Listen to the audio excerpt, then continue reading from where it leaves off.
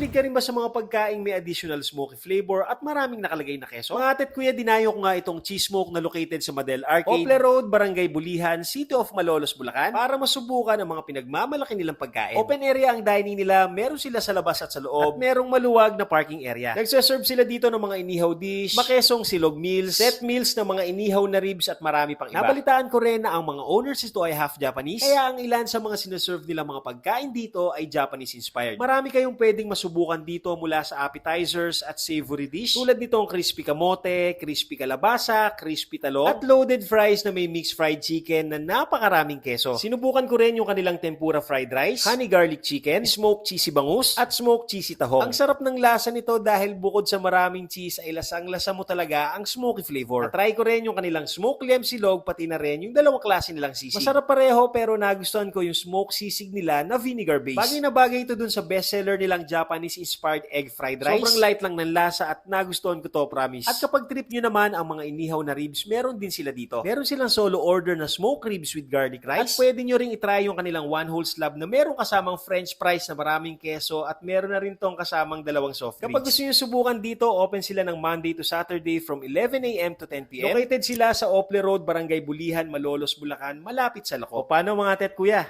Kain tayo!